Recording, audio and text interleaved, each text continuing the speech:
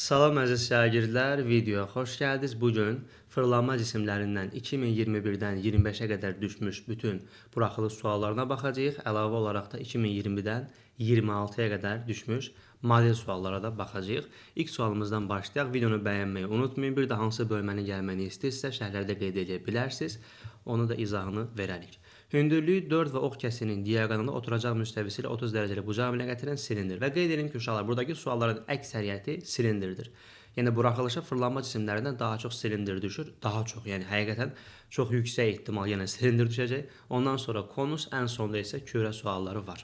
Yəni kürə düşmə ehtimalı çox aşağıdır. Baxmayaraq ki, 2025-də hər iki buraxılışda kürə sualı düşmüşdü.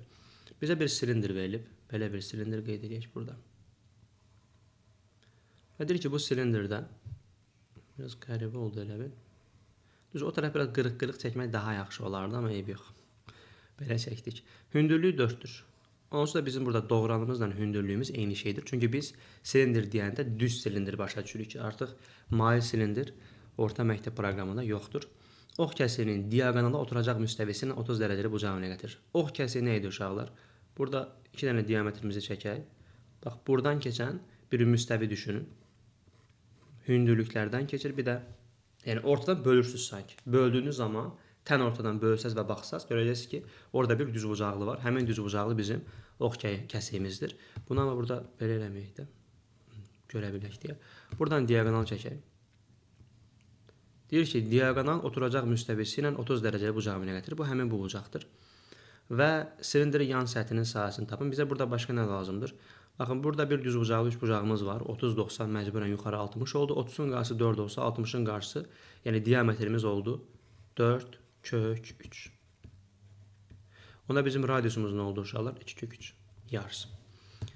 Buradan da nə lazım tapa bilərik? Deyir ki, yan səthinin sahəsi. Bilirik ki, S-yan bərabərdir 2 pi r h. 2 vurulsun. Pi bizdə yoxdur. Radiusumuz 2 kök 3'dür. H-ımız da 4'dür. Buranda olur 16 kök 3 pi. Doğru cavabımız oldu 16 kök 3 pi. Mürəkkəb sual deyil. Ümumiyyətlə çox belə mürəkkəb suallar yoxdur. Bir-iki belə maraqlı sual var. Əsasən model sualları çox maraqlıdır. Daxili hissəsinin radiusu 4, hündürlüyü 10 olan silindir formalı stəkan. Yenə bir silindir çəkək burada. Buradan belə gəldi. Bura görünür onsuz da. Bunu aşağıda eləmək lazım. Belə bir silindirimiz var. Daxili hissəsinin radiusu 4'dür. Hündürlüyü isə 10 cm. Yox, daxili hissəsinin radiusu buradır. Bura 4'dür. Hündürlüyü isə 10 cm-dir. Stəkanda deyir, bu qədər su var. Nə qədərsə su var uşaqlar, belə deyək. Məsələn, buradakı sudur. Bura qədər sudur. Tutaq ki. Və deyir ki, bura 336 metr kubdur. Stəkanın boş hissəsinin hündürlüyünü tapın. Biz burada uşaqlar tənasüb qura bilərik əslində. Çünki niyə? Normalda fikir versəz, həcm, çünki ümumiyyətlə su demək oradakı həcm deməkdir. V bərabərdir pi r kvadrat h. Baxın, həcm h-dan düz mütənasib asılıdır. Burada 2 dənə oxşar silindir görürük əslində biz. Burada, amma burada oxşarlıq düşünməyəcək, yəni onunla qarışdırmayın. Sadəcə mən başa düşürəm ki, hündürlük əgər 4 dəfə artsa, bizim həcmimiz də 4 dəfə artar. Çünki niyə? H 4 dəfə artır. Həcm də h-dan düz mütənasib. Başqa yolda deyəcəm, amma bu yolda gəlin başa düşək. Biz birinci deyə bilərik ki, buraya yaza bilərik hündürlük, buraya yaza bilərik həcm. Hündürlüyümüz h olanda həcmimiz 336 olub. Hündürlüyümüz 10 olanda bütöv həcm nə qədər olub? Həcmi tapa bilərik də. Və bərabərdir pi r kvadrat h.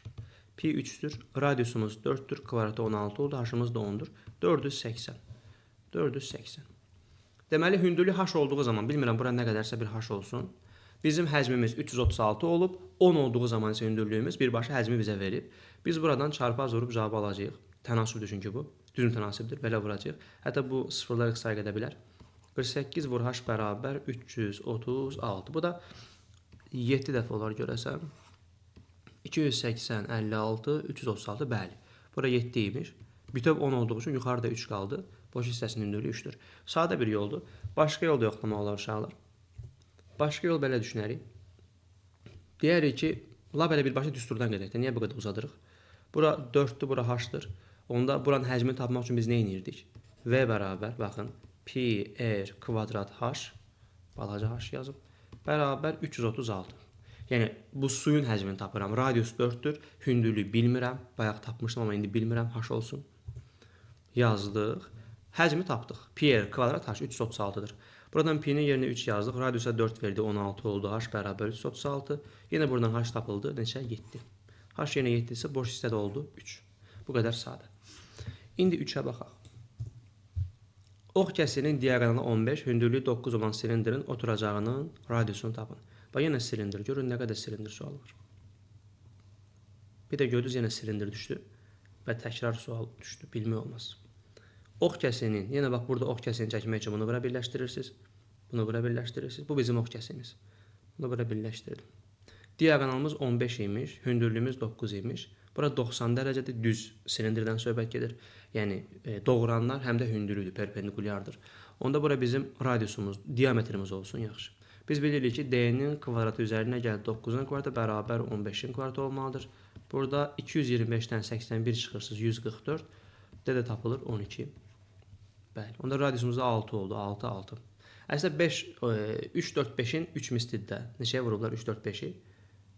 3, 4, 5-i 3-ə vurublar, bəli.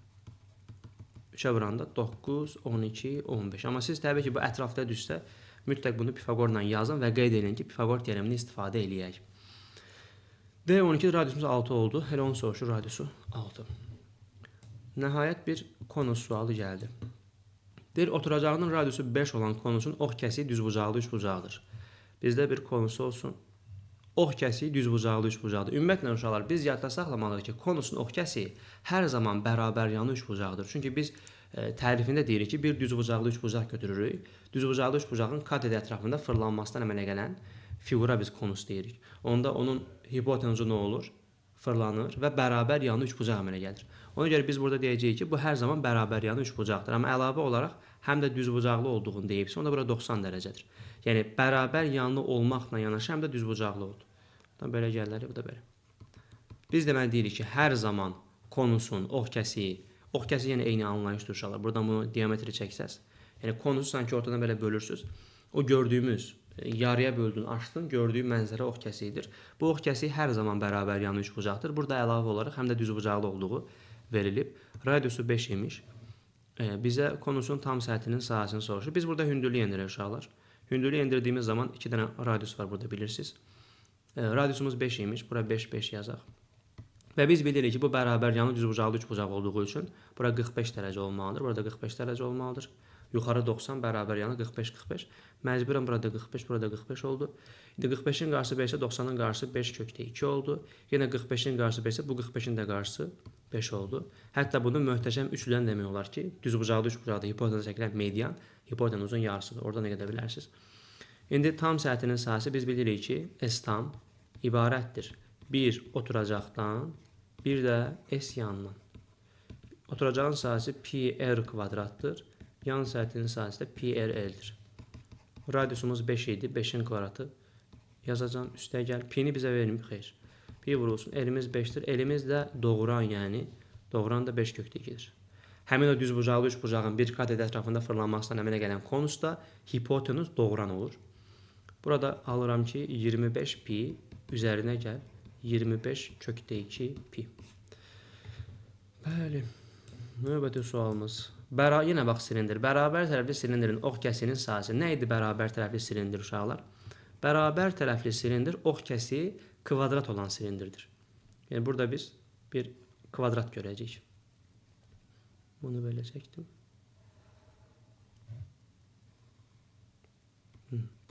Ox kəsiyimiz baxın kvadratdır.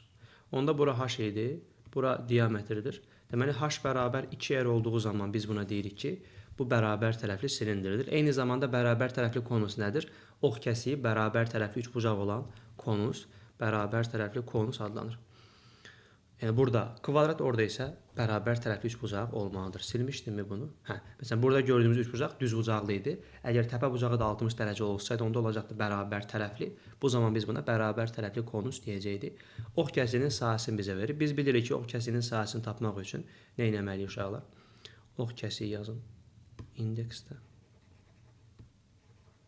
Deyəcəyik ki, 2 pi 2RH, üzr istəyirəm, 2RH.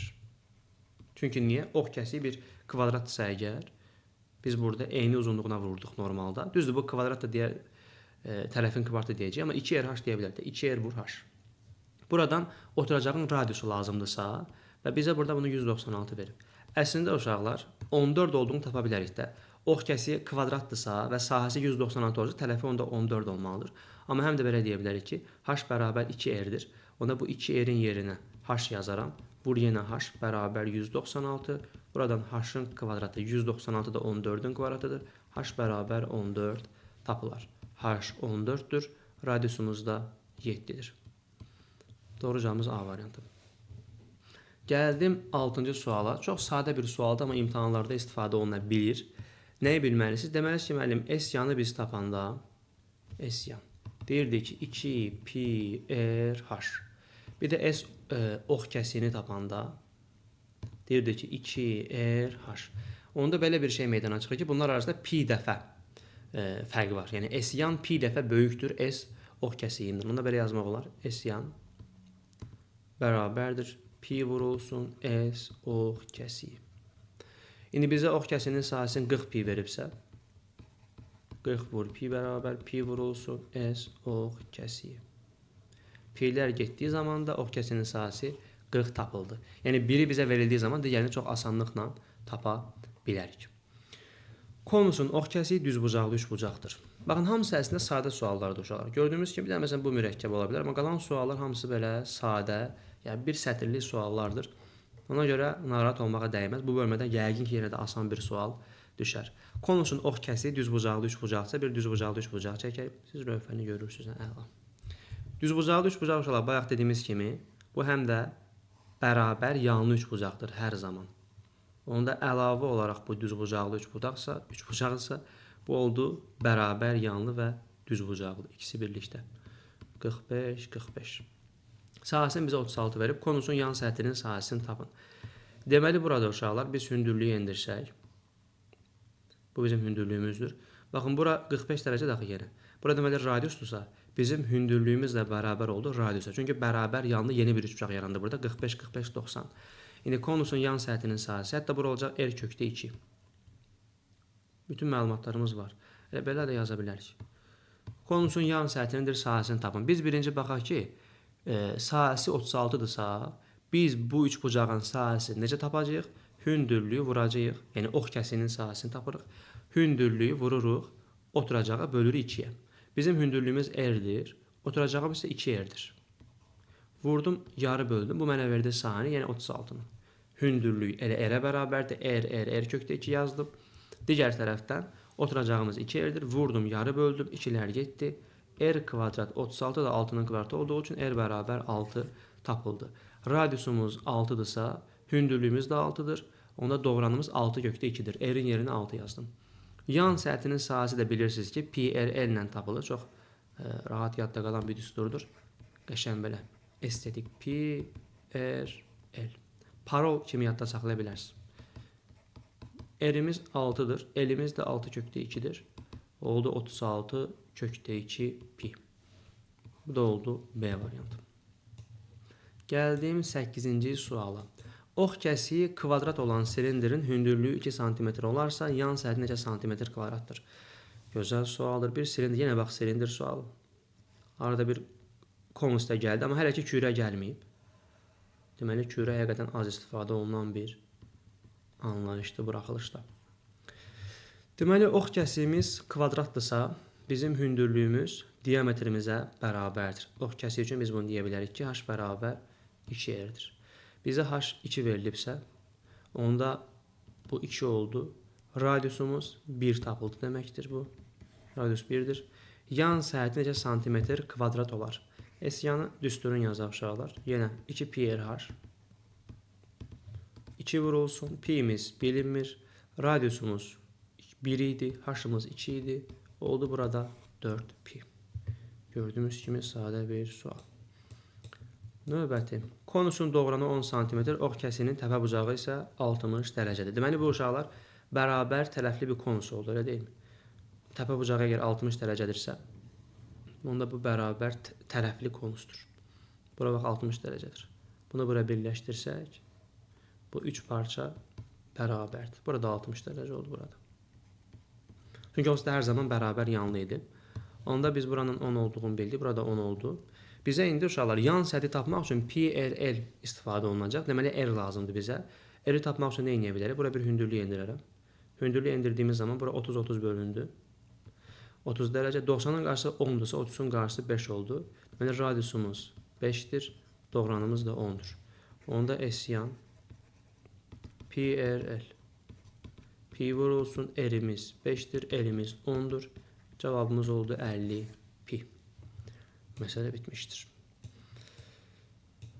Çox şifahi bir sual uşaqlar. Bayaqki sualın təkrarı yenə düşüb. Fikir verin. Demişdik ki, S yan bərabərdir. S ox kəsiyi vurulsun pi. Bayaq bunun hardan gəldiyini göstərdim sizə.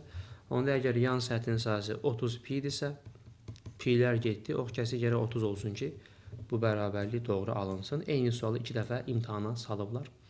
Eyni qəbildən olan sual belə deyək. Radiusu 15 olan yarımkürə formasındakı qabın içərisində müəyyən miqdar su tökdükdə suyun səthində radiusu 9 sm olan dairə yaranır. Başqa bir dairə var, radiusu 9-dur. Qabın su ilə dolu hissəsinin H hündürlüyünü tapın. Kürəyə aid məsələn heç sual salmayıblar, birdən-birə mürəkkəb bir sual salıblar. Mürəkkəb dediyim çox belə dəhşət mürəkkəb sual deyil, amma imtahan üçün mürəkkəbdir deyə bilərik. Burada uşaqlar birinci bilməli olduğumuz bu məlumatın verildiyi, bura 9-dur. Sonra bu radiusumuz da 15-dir. Yəni bu əslində kürənin radiusu da hara çəksəz 15-dir. Məsələn buradan burada 15-dir. Burada 15 oldu. Burada bir düzbucaqlı üçbucaq yaranır uşaqlar. Fikir verin. Necə göstərəyəm bunu? Bu məsafə bizdə radiusdur. Bu kürənin radiusudur. O ilə kürənin hər hansı bir nöqtəsini birləşdirsəniz, hamısı 12-dir. Daha doğrusu 15-dir. Hamısı radiusdur, hamısı 15 olacaq.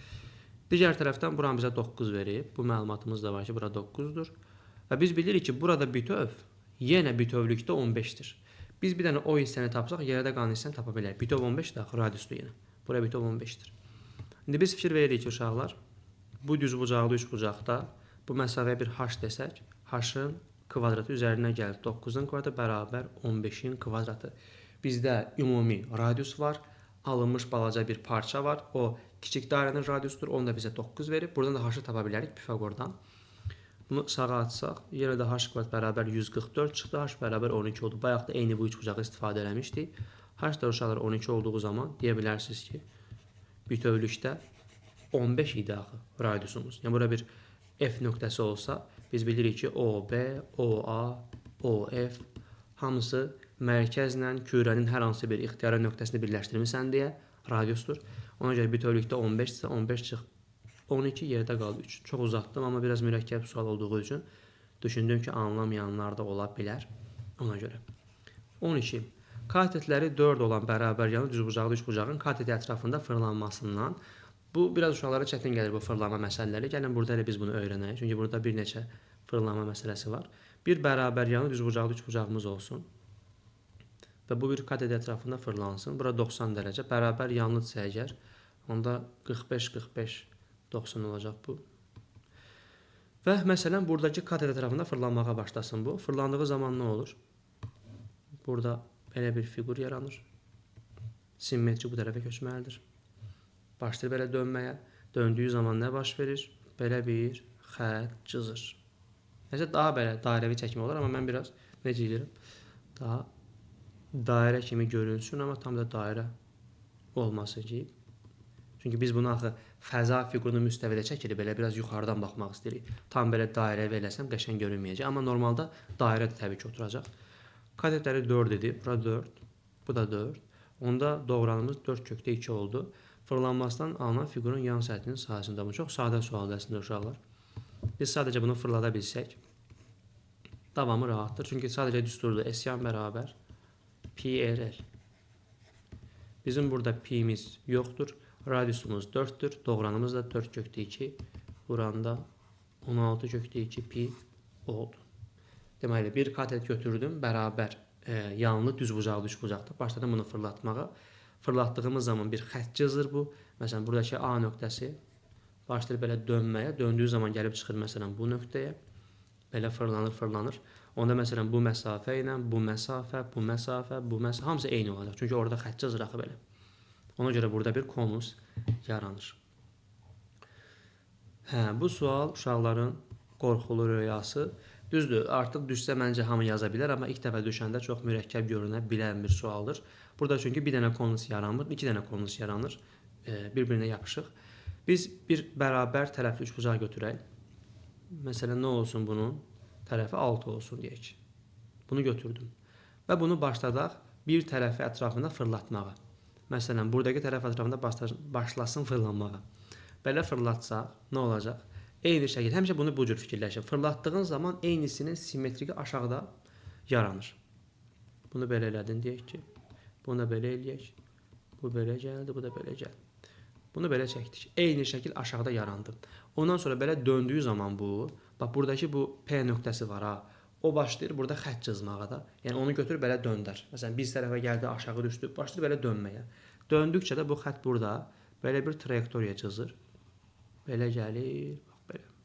Yəni bir dairə cızır əslində. Mən dairə kimi çəkmirəm. Belə bir dairə cızdı. Bura qədər hər şey əla.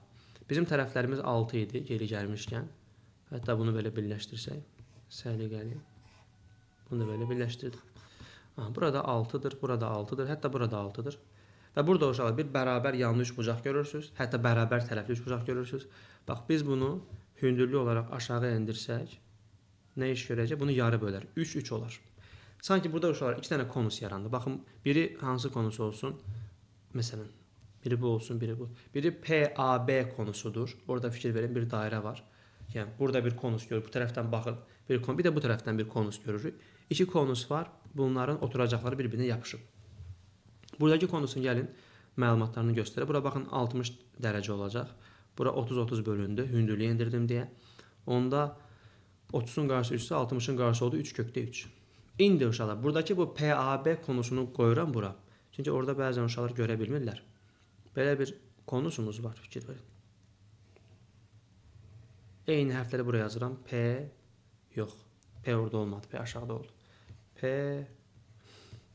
A, B. Bunu gördük. Burada fikir versəz, bura 6, bura 6. Burada 6 kökdə 3-dür əslində. Bunu endirsəz 3 kökdə 3, burada 3 kökdə 3. PAB-ni götürdüm, qoydum bura. Bir dənə konusu. Biri də o tərəfdə var, amma eyni konuslardır. Yəni burada biri aşağıda, biri yuxarıda deyil. Fikir verin o fırlanan hissəyə. Oturacaq vardı orada. Siz necə bura deyə bilir? Burada axı oturacaq yoxdur. Çünki uşaqlar bəzən deyir ki, müəllim, niyə belə baxırız? Bəlkə belə baxaq. Belə necə baxım? Axı oturacaq yoxdur orada. Bu tərəfdən baxanda oturacaq var. Yandan baxanda, amma yuxarıdan aşağı baxsan, məsələn, SPA konusu desən, hanı oturacaq deyəcəm sənə, yoxdur oturacaq. Amma PAB desən, yaxud PSB desən, bəli, orada oturacaq var. Və burada biz bunun həzmini tapa bilərik uşaqlar. V bərabərdir 3-də 1 pi r kvadrat h. Bunu buradan yazaq mı görəsən? Elə buradan yazaq. Niyə belə göydə yazdım? 3-də 1 pi r kvadrat h. 3-də 1 pi'miz bilinmir. Radiusumuz 3 kökdə 3'dür. Bunun kvadratı h'ımız da 3'dür. 3'lər getdi. Aldım burada 27 pi. Bax, bunun həcmi oldu bütövdə 27 pi. Bunun da həcmi oldu 27 pi oldu. Çünki ikisi də eyni şeydir. 27 pi cavabımız oldu 54 pi. Məsələ bitdi. Bu qədər sadə. Davam edək. Silindrin oturacağının diametri 16 cm, hündürlüyü isə 8 cm-dir. Silindrin həcmini tapın. Yenə gəldik silindir məsələsinə. 2 silindir ard-arda. 14. Yəni burada uşaqlar biraz belə işlər dağınıqdır. İndi bilmək olmur ki, məsələn biz deyirdik ki, həmişə bir silindir düşür, bir konus düşür. Ola bilər ki, 2 dəfə kürə düşsün, ola bilər 2 dəfə silindir düşsün. Bilmək olmaz nə düşəcək. Amma əsasən bir dəfə silindir, bir dəfə konus sualları sağlar, ardıcıl. Məsələn bu dəfə fərqlidir, fikir verin. 2023-də 5-i və 12-si bir dəfə konus düşüb, bir dəfə silindir düşüb. Bu da məzun imtahanıdır. 2024-də bir dəfə silindir düşüb, bir dəfə konus, kürə düşüb məsələn. Elə deyilmi? Sonra nə gəlib burada? 2024-də bu məzun sualdır yenə. 25-də hər ikisində kürə düşüb. Yəni bilmək olmaz nə düşəcək. Ona görə siz hamısını yaxşı-yaxşı təkrarlayın. İmtahana getməzdən qabaq. Silindrin oturacağının diametri 16, hündürlüyü isə 8 cm. Bir silindir çəkək. Bu bizim silindirimiz. Bu da belə gəldi. Bura bizim mərkəzimiz, bu mərkəzimiz. Deməli, oturacağının diametri 16-dır. 8, 8 bu heç. Hündürlüyü də 8 oldu. Silindrin həcmini tapın. Bitdi ki. Pi r kvadrat h. Sadəcə düstur bilməlisən. 8-in kvadratı vur 8.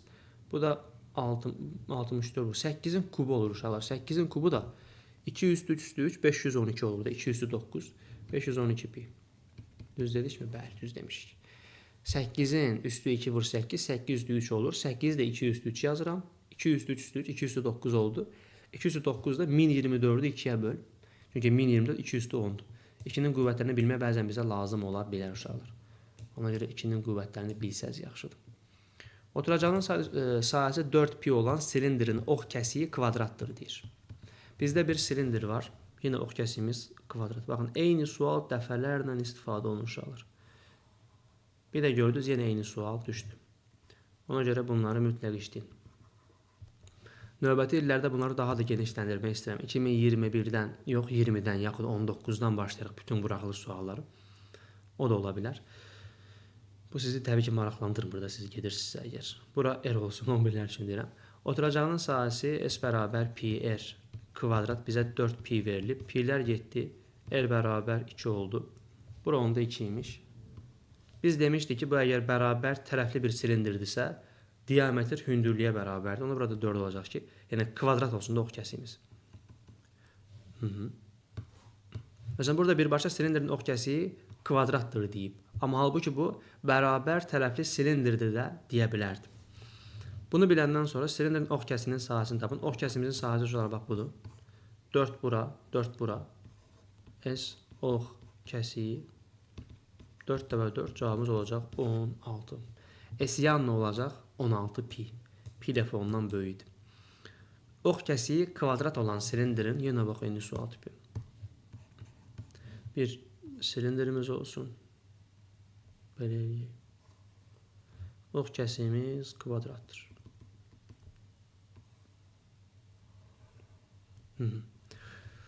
Yəni h bərabər 2 yerdir. Bura 2 yerdir. H bərabər 2 yer. Həcmi bizə verib 54. Onun hündürlüyünü bizdən soruşur. 54 pi. V bərabərdir uşaqlar. Burada deyirdi ki pi r kvadrat h. Bununla yəqin ki razıyıq. Bunu bizə verib 54 pi. Pi'lər getsə r kvadrat h bərabər 54 aldıq. Biz hündürlüyü axtarıqsa uşaqlar, nə etməliyik? Radiusu hündürlüylə ifadə eləməliyik. İstəyirsiniz tərsinə də eləyə bilərsiniz, fərqi yoxdur. Amma ikisindən birini tapsanız da o biri tapılır. Bu iki bərabərlikdən çox asanlıqla biz hər ikisini tapa bilərik. Necə taparıq məsələn? Deyərik ki, biraz sürüşdürün belə. Məsələn, birbaşa əgər hündürlüyü axtarıqsa, deyərik ki, r bərabərdir, h bölünsün 2 bu bərabərlikdən. Sonra r-in yerinə yazaram h bölünsün 2-nin kvadratı vur h bərabər 54. Buradan aldıq ki, h kvadrat böl 4 vur təzədən h bərabər 54 çarpaz vuruşaq. H-ın kubu bərabər 4 dəfə 54. 4-ü yazaq 2 vur 2. 54'ü yazaq 2 vur 27. 27'de 3'ün kubu olduğu için 2'nin kubu 3'ün kubu h bərabərdir. Bir dənə 2 bir dənə 3 çıxır oradan. Cavabımız 6. Təbii ki bunu vurub açsaz, yəni vursaz, hesablasaz 216 olur. H da oradan 6 tapılır. Hündürlüyümüz 6 oldu. Növbəti sualımıza baxaq. Kürənin radiusunu necə dəyişmək lazımdır ki, həcmi 8 dəfə artsın? Biz uşaqlar yəni düsturu yazaq. Deməli, V bərabərdir 3'də 4 pi r kub. Bu bizim düsturumuzdur. Burada baxırıq ki, həcm və radius kubik astıdır. Yəni radius 4 dəfə artsa, həcm 4'ün kubu ilə, yəni 64 dəfə artar. Əgər 8 dəfə artıracaqsansa həcmi, onda radiusu 2 dəfə artırmalısan. Çünki kubu ilə astıdır. Bu 8 dəfə artsa, bu kub kökdə 8 2 dəfə artar. Doğru cavabımız D variantı. Radius 8 dəfə artırsaydıq, həcmimiz 512 dəfə artardı. Yəni 8'in kubu ilə. Həcm və radius kubik aslıdır deyəcəyik. Gəldim növbə. Məsələn, bunu təbii ki, izahlı da yaza bilərik biz. Gəlin qoy izahlı da deyim bunu. Nə mənada izahlı? Məsələn, ətraflıya düşsə necə yazmalısınız onu göstərib. Deyirik ki, V1 bərabərdir 3'də 4 pi r 1'in kubu. Bu bizim birinci həcmimiz, birinci radiusumuzdur. Yəni kürənin ilk halıdır. İndi biz bu kürənin radiusunu necə dəyişməliyik bilmirik, amma həcmimiz 8 dəfə artıb. Onda növbəti belə olacaq. 3-4 pi r 2-nin kubu. Burada V2 8 vur V1'dir. Yəni həcmimiz 8 dəfə artdı. Bərabərdir 3-4 pi r 2-nin kvadratı. Ondan sonra nə baş verəcək? Biz buradan V1'i yerinə yazacağıq. Baxın, bunu gətirib yerinə yazsaq, nəyi taparıq? R2 ilə R1 arasındakı əlaqəni taparıq. Yəni yerinə yazaq. 8 vurulsun 3-4 pi R1'in kubu bərabər 3-4 pi R2'nin kubu. Burada 3-4'lər getdi, pi'lər getdi. Bir də baxırıq ki, nə alındı? 8 R1'in kubu bərabər R2'nin kubu. Soldan sağdan kök alın kubdan. Olur 2R1 bərabər R2. Həqiqətən də R2'ni almaq üçün R1'i 2 dəfə artırmalısan. Bu ətraflı üçün yazılışdır. Orada belə yazmaq olmaz. Yəni kubik aslı olduğu üçün 8 dəfə artması üçün 2 dəfə artırarıq. Buna məncə bal verməzlər. Amma bu cür izah eləsəz, yəni bal versələr belə 3də 1 bəlkə də heç verməsinlər. Təbii ki, bu mənim fikrimdir, bilmirəm indi orada necə qiymətləndirəcəklər. Şirniyyat mağazası nümayişi üçün tort maketi hazırlayır. Bunun üçün silindr formalı 3 qutu üst-üstə qoyularaq yapışdırılmış və şəkildəki formanı almışdır. Silindrlərin oturacaqlığının radiusları 4:1 nisbətində, hündürləri isə ortadakı silindrin oturacağının radiusuna bərabərdir. Maketin həcmi bu qədər olarsa, maketin hündürlüyünü tapın. Maraqlı bir sualdır. Burada uşaqlar bizim buradakı silindrimizin radiusu əgər x olarsa, növbətisi 2x-dir. Ondan sonraki da 4x-dir. Yəni radiuslar x, 2x, 4x oldu. Hündürlüklər isə hamısı ikincinin radiusuna bərabərdir. Yəni hündürlük burada 2x-dir. İkincinin radiusu 2x idi. Yəni bunun da hündürlüyü 2x-dir. Bunun da hündürlüyü 2x-dir. Bunun da hündürlüyü 2x-dir. 2x, 2x, 2x. Görün düz dedik mi? Aha. Sonra bizə deyir ki, burada maketin həcmi bu qədər olarsa, maketin həcmini tapmaq üçün uşaqlar biz həcmləri cəmləməliyik. Necə ki, bayaq konus məsələsində bunun həcmi ilə bunun həcmini cəmləyirdik. Burada yenə də, məsələn, birincinin həcmi bütün hamısının düsturu eyni şeydir. Pi r kvadrat h olacaq hamısında. Onda biz birincinin həcmini tapsaq, pi r-in yerinə x yazıram, h-ın yerinə 2x yazıram. İkincidə pi vurulsun, r-in yerinə 2x yazıram, h-ın yerinə yenə 2x yazıram. Üçüncüdə pi vurulsun, r-in yerinə 4x yazıram, h-ın yerinə 2x yazıram. Burada aldım, deməli nə? Pi vurulsun 2x kub. Burada yazdım pi vurulsun 8x kub. Burada aldım pi vurulsun 32x kub. Baxın 16 vur 2, bəli. Bunların cəmi bizə axırda 5250 pini verib. Bunları cəmləsək 2, 8, 32, 42x kub eləyir. Bir də burada pi var idi. Bərabərdir 5250 pi. Hər tərəfdən pi'lər getsin. X'in kubu bərabər 5250 bölünsün 42. 52 42'ye bölündü bir dəfə. Qaldı 105 orada. Yox, qaldı deməli 10. Hə, 105. 105 neçə dəfə bölünər 42'ye? O da 3'də 2 dəfə bölündü. Sonra 105'dən çıx 84'ü. 1, 21, 210 qaldı. O da 210 da bölünər 5 dəfə mi? Bəli. Bu da 5'in kubu olduğu üçün x'i tapdıq buradan 5. Hazır. Maketin hündürlüyünü tapın deyir. Maketin uşaqlar ümumilikdə hündürlüyü 2x, 2x, 2x, 6x oldu. 6x'də də x'in yerinə 5 yazsan cavabımız 30 olacaq. Növbəti sualımız. Radiusu 3 olan kürənin həcmini hesablayın. Hədiyyə bir sualdır uşaqlar. V bərabərdir 3-4 pi r kub. Yəni 3-4 pi vurulsun, radiusumuz da 3'dür. 3'ün kubu 27. Bunun bir dənəsi ilə bunun biri getdi. İkisi qaldı. Deməli 4 vur 9 pi oldu 36 pi A variantı. Düsturda radiusun yerini yazdım. İki dənə kürədən birincinin həcmi ikincinin həcmindən 27 dəfə böyükdür. Birinci kürənin səthinin sahəsi ikinci kürənin səthinin sahəsindən neçə dəfə böyükdür? Burada uşaqlar bilməli olduğumuz hansı məlumat var? Biz ümumiyyətlə bilməliyik ki, bütün dairələr, bütün bərabər tərəfli üçbucaqlar, bütün kvadratlar, ümumiyyətlə bütün düzgün çoxbucaqlar hamısı bir-birinə oxşardır. Eyni ilə bütün kürələr, bütün sferalar eyni şeydir. Bütün kublar bir-birinə oxşardır. Yəni düzgün deyə biləcəyimiz bəzi fiqurlar ki var. Məsələn, kürə. Mən desəm ki, sən kürə çək, sən də eyni şey çəkərsən, mən də hamı eyni şey çəkir. Yəni kürənin bir forması var da. Biri biraz böyük, biri biraz kiçik çəkə bilər, amma forması eynidir. Amma məsələn düzbucaqlı elə deyil. Düzbucaqlı biri biraz uzunsov çəkər, biri biraz qısa, enli, nə bilim, məsələn kvadrat kimi çəkə bilər. Bilmək olmaz. Amma bütün, məsələn desəm ki, kvadrat çək, bütün kvadratlar bir-birinə oxşardır. Eyni qəlibdən bütün kürələr də bir-birinə oxşardır. Madəm oxşardılarsa, orada biz oxşarlıq əmsalını K-nı istifadə eləyə bilərik. Biz bilirik ki, V1 bölünsün V2 K-nın kubu ilə yazılır. Amma S-yan olsun, S-yan 1, 2, bu olur nə? K-nın kvadratı ilə. Radiuslar nisbəti məsələn K-nın özü ilə bərabərdir. Yəni nisbəti K-nın özünə bərabərdir. Həcmdə kubla olurdu, sahədə kvadratla olurdu.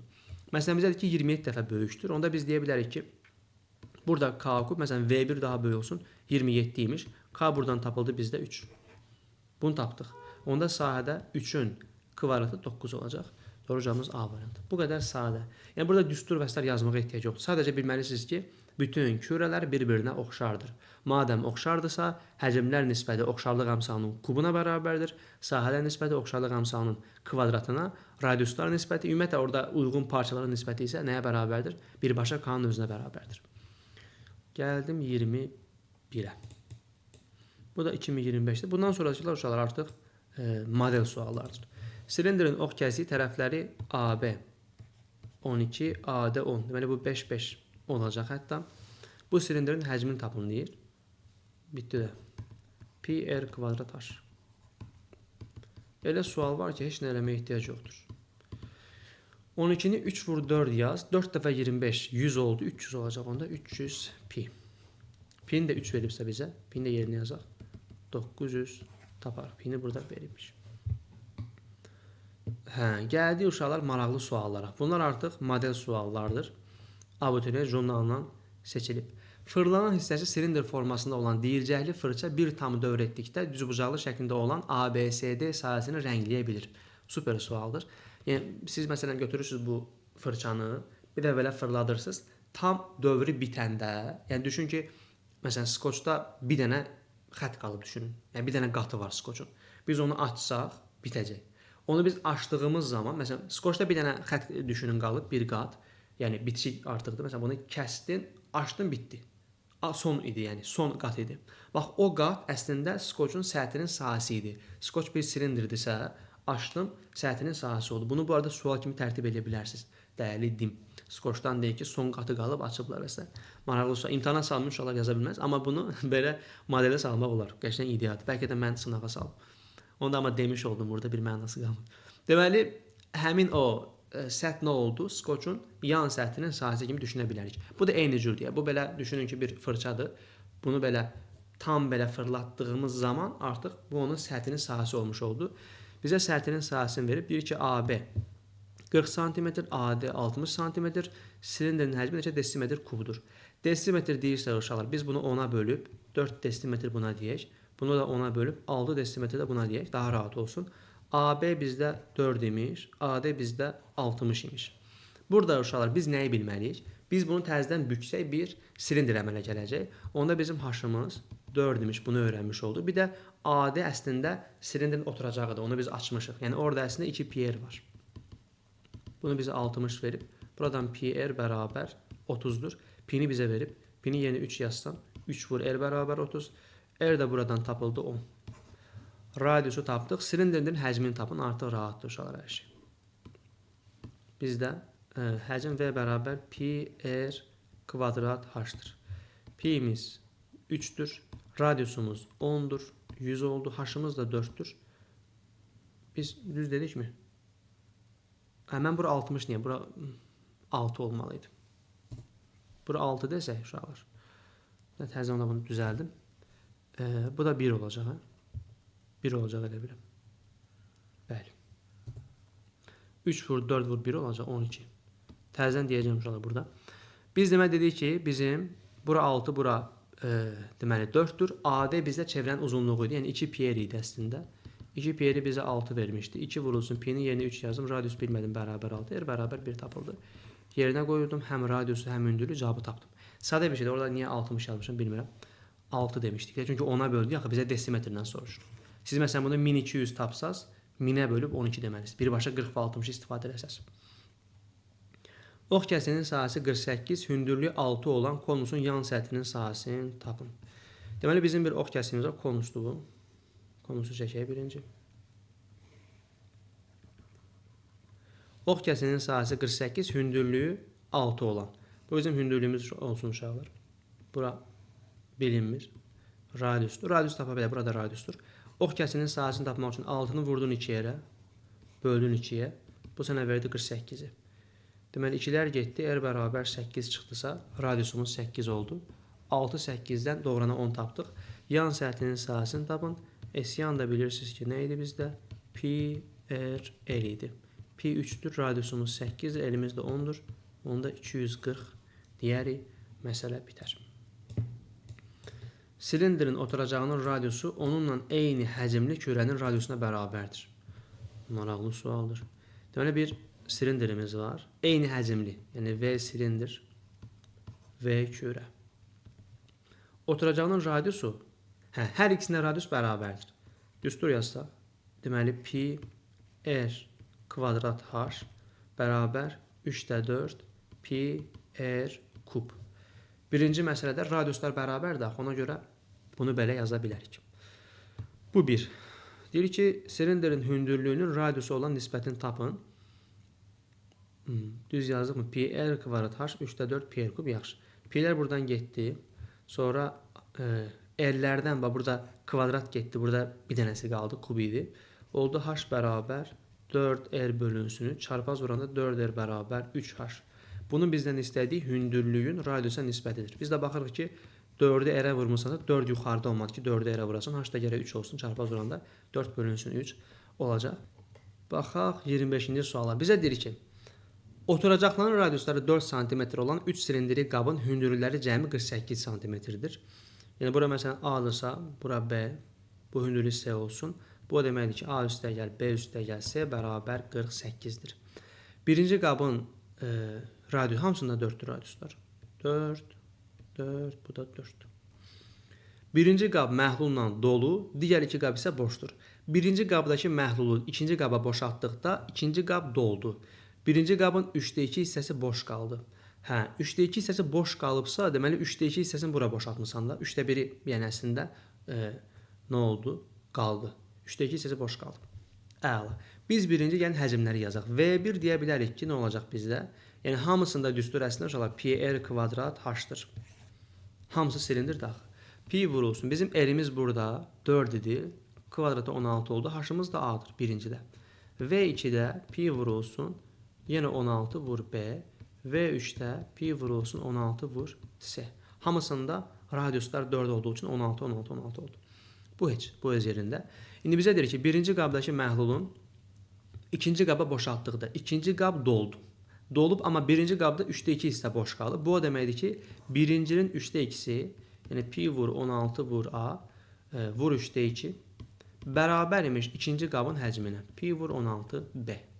Buradakı həcmin 3/2-si bizə ikinci qabı verirmiş. Çünki 3/2-si boş qalıbsa 3/2-si. Bu o deməkdir ki, məsələn 3 yerə bölsəm, ancaq bura qaldı. O 2 dilim getdi ora. Ona görə 3/2-si ikinci qabın həcminə bərabərdir. Burada 16 pillər gedər. Aldım nə? 2A bölü 3 bərabər B. Buradan çarpaz vursaq, 2A bərabər 3B. Bu yadda qalsın. Digər tərəfdən bizə deyir ki, ikinci qabdakı məhlulun yarısını üçüncü qaba boşaltdıqda. İkinci qab bu idi. Yarısı pi vur 16B böl 2 bərabərmiş üçüncü qaba pi vur 16 S-yə. İkinci qabın yarısı üçüncüyə bərabərdir. Əslində burada uşaqlar birbaşa radiuslarla gedə bilərik. Çünki burada həcm radiusdan ibarətdir. Radiusdan asılıdır. Yəni 2-nin 3-ə nisbəti birbaşa radius deyirəm, hündürlük arasında yaza bilərik. Çünki məsələn burada pi R kvadrat H dediyin zaman pi sabitdir. R hamısına 4'dür. Onda hər şey H-dan asılıdır. Ona görə H-lar arasında 3/2 nisbət var deyə bilərsən. Məsələn burada əgər bunun həcmi bundan 2 dəfə çoxdursa, deməli hündürlüyü 2 dəfə çoxdur. Birbaşa olaraq B bərabər 2S demək olar. Sadə şəkil. Çünki həcm axı deməli hündürlükdən asılı oldu burada. Çünki radiuslar eynidir. Onda bir dənə hündürlüyü dəyişir. Oradan demək olar, amma mən bunu yazıram ki, belə bunu daha izahlı görəsiz. Burada 16 pillər gedir. Qaldı B bölünsün 2 bərabərsə çarpaz vuranda B bərabər 2 isə. Bu da bizim növbəti məlumatımız. Bu ikisi burada qalsın. Hər şey çox əla. İndi biz bu ABC-nin cəminin 48 olduğunu bilirdik deyə istifadə edə bilərik. Birinci B bərabər 2C-dir. Biz belə yazaq. 2A bərabər 3B, B bərabər 2C.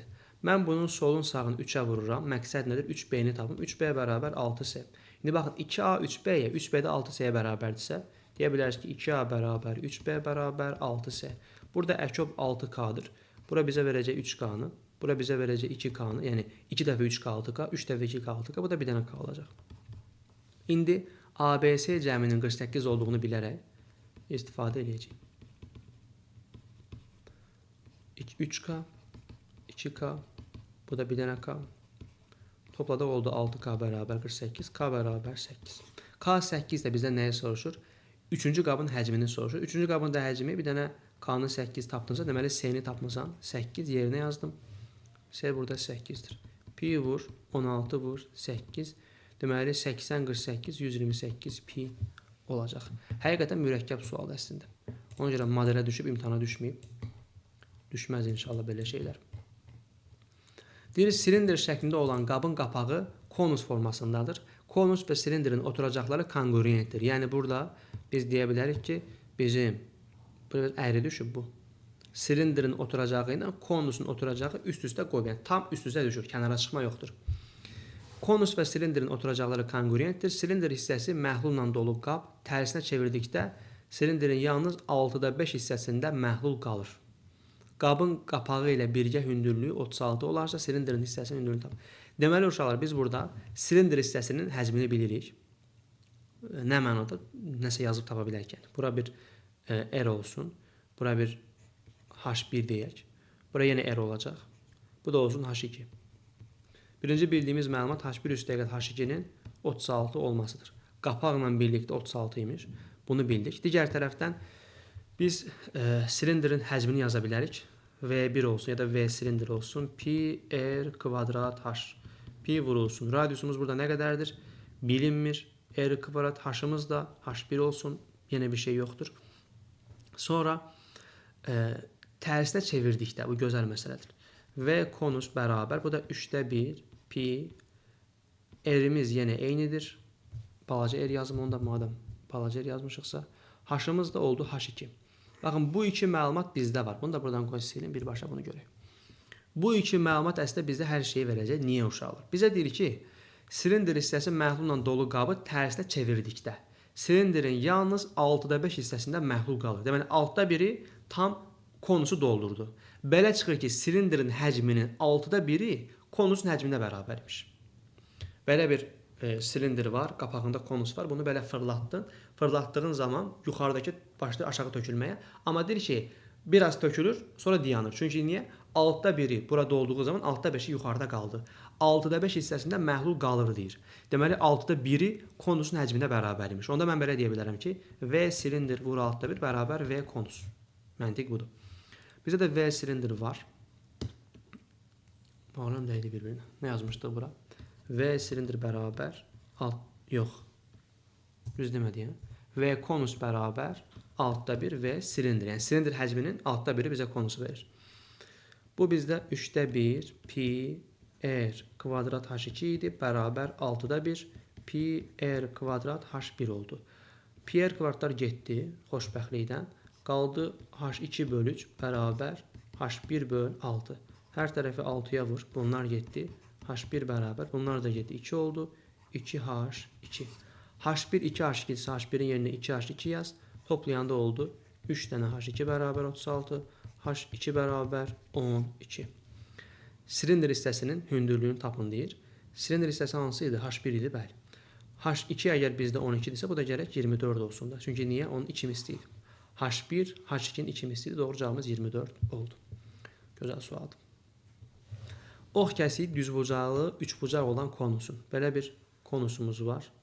Ox kəsiyimiz düzbucaqlı, üçbucaqdır. Biz bilirik ki, eyni anda həm də bərabər yanlı üçbucaqdır hər zaman. Bərabər yanlı olma şərti hər zaman var. Həm də düzbucaqlıdır. Oturacağının sahəsi 18 pi imiş.